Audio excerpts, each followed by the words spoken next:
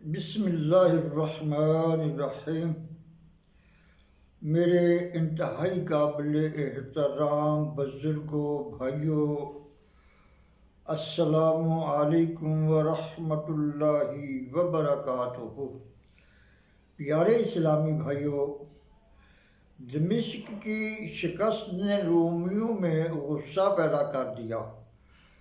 مسلمانوں نے دمشق کے بعد اردن کا رخ کیا تھا، اس لیے رومی بھی اردن کے علاقے نحل تک پہنچ گئے۔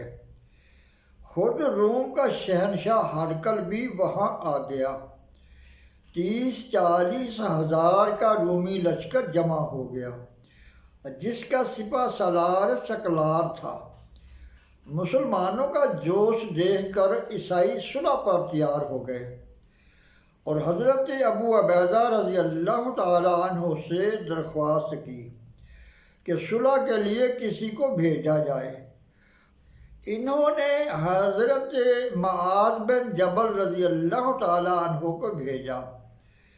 پیارے اسلامی بھائیوں، حضرت معاذ بن جبل رضی اللہ تعالیٰ عنہ رومی لشکر میں پہنچے تو دیکھا خیمے میں قیمتی کپڑے کا فرش بچھا ہے۔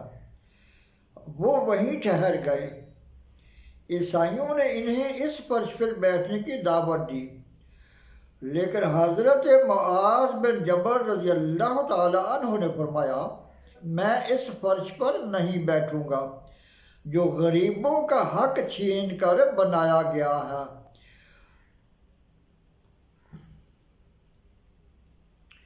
عیسائیوں نے افسوس ظاہر کیا اور کہا، ہم تو آپ کی عزت کرنا چاہتے تھے۔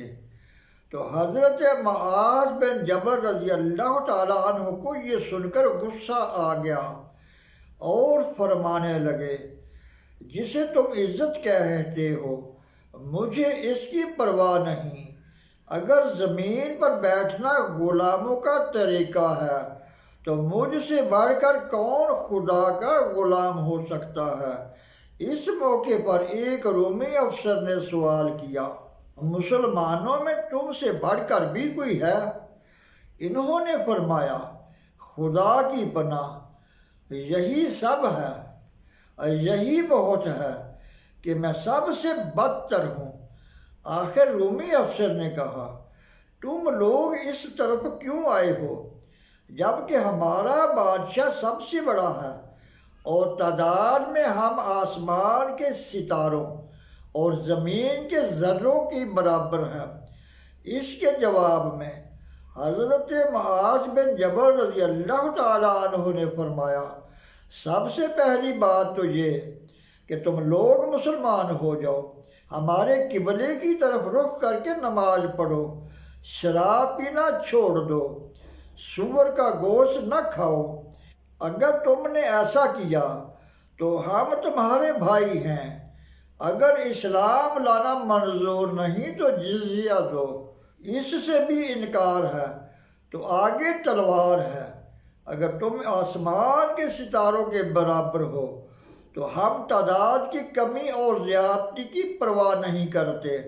تمہیں اس پر ناز ہے کہ تم ایسے بادشاہ کی رعایا ہو جسے تمہاری جان اور مال کا اختیار ہے، لیکن ہم نے جسے اپنا بادشاہ بنا رکھا ہے وہ کسی بات میں اپنے آپ کو ہم سے بڑھ کر نہیں سمجھتا۔ مال و دولت میں بھی وہ دوسروں سے بہتر نہیں۔ اگر وہ کوئی گناہ کرے تو اس سے درے لگائے جائیں گے، چوری کرے تو ہاتھ کاٹ دیے جائیں گے۔ وہ پردے میں نہیں بیٹھتا، خود کو ہم سے بڑا نہیں سمجھتا۔ یہ تقریر سن کر رومیوں نے کہا، اچھا ہم تمہیں بلکان کا علاقہ دیتے ہیں اور اردن کا وہ حصہ بھی جو تمہاری زمین سے ملا ہوا ہے تمہیں دیتے ہیں، لیکن تم یہ ملک چھوڑ کر فارس جاؤ۔ تو حضرت معاذ بن جبل رضی اللہ تعالیٰ عنہ نے انکار کیا اور اٹھ کر چلے آئے۔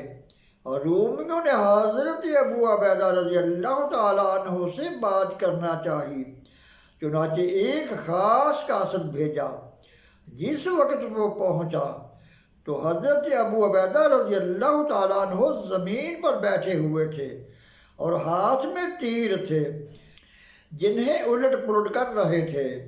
قاصد نے سوچا سپہ سالار بہت شان و شوکت والا ہوگا، اسی خیال کی وجہ سے ادھر ادھر دیکھنے لگا، لیکن ہر طرف سب لوگ ایک ہی رنگ میں ڈوبے نظر آئے۔ آخر کار اس نے گھبرا کر پوچھا، تمہارا سردار کون ہے؟ تو لوگوں نے حضرت ابو عبیدہ رضی اللہ تعالیٰ عنہ کی طرف اشارہ کیا۔ وہ حیران رہ گیا اور تعجب سے ان کی طرف مخاطب ہو کر کہا، کیا واقعی آپ سردار ہو؟ آپ نے فرمایا ہاں۔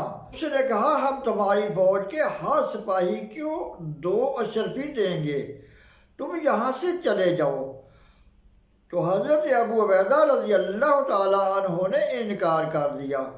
قاصد غصے میں بھرا واپس لوٹ گیا تو حضرت ابو عبیدہ رضی اللہ تعالیٰ عنہ نے اس کے غصے کو بھانپ کر فوج کو تیاری کا حکم دیا اور تمام حالات حضرت عمر فاروق رضی اللہ تعالیٰ عنہ کو لکھ بھیجے۔ تو حضرت عمر رضی اللہ تعالیٰ عنہ نے جواب میں باحوصلہ اور ثابت قدم رہنے کی ہدایت کی اور دعا کی، اللہ تعالیٰ تمہارا مددگار رہے۔ تو حضرت ابو عبیدہ رضی اللہ تعالیٰ عنہ نے اسی دن تیاری کا حکم دے دیا تھا، لیکن رومی مقابلے میں نہ آئے۔ اگلے دن حضرت خالد بن ولید تنہا میدان میں گئے، صرف سواروں کا ایک رسالہ یعنی دستہ ساتھ تھا۔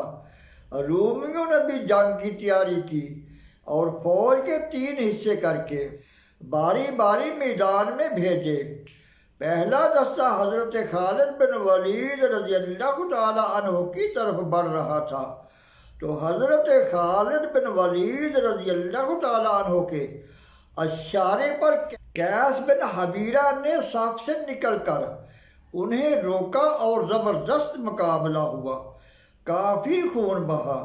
یہ مقابلہ ابھی جاری تھا کہ دوسری فوج آگے بڑھی۔ خالد بن ولید رضی اللہ تعالیٰ عنہ نے سیرت بن مسروق کو اشارہ کیا، وہ اپنے سواروں کو لے کر مقابلے میں آئے۔ تیسرا لشکر بڑے ساز و سامان سے نکلا تو ایک مشہور سردار اس کا سالار تھا اور بڑی تدبیر سے فوج کو آگے بڑھا رہا تھا۔ قریب پہنچ کر خود ٹھہر گیا اور ایک افسر کو تھوڑی سی فوج کے ساتھ خالد بن ولید رضی اللہ تعالیٰ عنہ کے مقابلے پر بھیجا۔ تو خالد بن ولید رضی اللہ تعالیٰ عنہ نے یہ حملہ بڑے باحوصلہ انداز میں روکا۔ آخر سپہ سالار نے خود حملہ کیا اور پہلی دونوں فوجوں بھی آ کر مل گئیں۔ دیر تک جنگ ہوتی رہی۔ مسلمانوں کی ثابت قدمی دیکھ کر رومیوں نے واپس لوٹنا چاہا، لیکن خالد بن ولید رضی اللہ تعالیٰ عنہ نے ساتھیوں کو للکارا کہ رومی اپنا زور لگا چکے ہیں، اب ہماری باری ہے۔ اس آواز پر تمام مسلمان اچانک رومیوں پر زور و شور سے ٹوٹ پڑے اور انہیں برابر دبائے چلے گئے۔ رومی مدد کے انتظار میں لڑائی کو ٹال رہے تھے۔ یہ دیکھ کر حضرت خالد بن ولید رضی اللہ تعالیٰ عنہ نے حضرت ابو عبیدہ رضی اللہ تعالیٰ عنہ کو پیغام بھیجا کہ حملے کا یہی وقت ہے۔ چنانچہ دوسرے دن عام حملہ کرنے کا پروگرام بنا لیا گیا اور رومیوں کی تعداد تقریباً 50,000 تھی۔ انہوں نے آگے پیچھے 5 صفیں بنائیں تو خالد بن ولید رضی اللہ تعالیٰ عنہ چونکہ سب سے آگے تھے اس لیے پہلے انہی سے مقابلہ ہوا۔ رومیوں نے اس قدر تیروں کا می برسایا کہ مسلمانوں کو پیچھے ہٹنا پڑا۔ خالد بن ولید رضی اللہ تعالیٰ عنہ ادھر سے پہلو بدل کر دائیں طرف جھکے، ادھر صرف سوار تھے۔ اس دوران رومیوں کا حوصلہ بہت بڑھ گیا تھا، یہاں تک کہ ان کے دائیں طرف رسالہ یعنی دستہ باقی فوج سے الگ ہو کر حضرت خالد بن ولید رضی اللہ تعالیٰ عنہ پر حملہ آور ہوا۔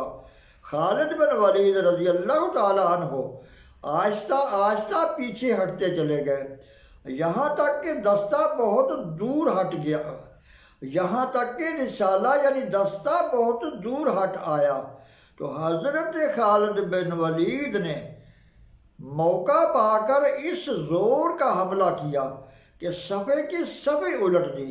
11 بڑے بڑے افسر ان کے ہاتھ سے مارے گئے۔ ادھر ہاشم بن عتبہ نے جھنڈا ہلا کر کہا، خدا کی قسم، جب تک رومیوں کے لشکر کے درمیان میں جا کر اسے نہیں کاٹ دوں گا واپس نہیں آؤں گا۔ یہ کہہ کر گھوڑے سے کود پڑے اور ہاتھ میں تلوار اور ڈھال لے کر لڑتے لڑتے درمیان میں پہنچ گئے۔ مکمل 1 گھنٹہ تک شدید لڑائی ہوئی، تمام میدان خون سے رنگین ہو گیا۔ آخر رومیوں کے پاؤں اکھڑ گئے اور وہ بدحواس ہو کر بھاگے تو حضرت ابو عبیدہ رضی اللہ تعالیٰ عنہ نے امیر المومنین حضرت عمر فاروق رضی اللہ تعالیٰ عنہ کو فتح کا خط لکھا۔ انہوں نے جواب میں لکھا، رعایا سے جزیہ لیا جائے، زمین زمینداروں کے قبضے میں چھوڑ دی جائے۔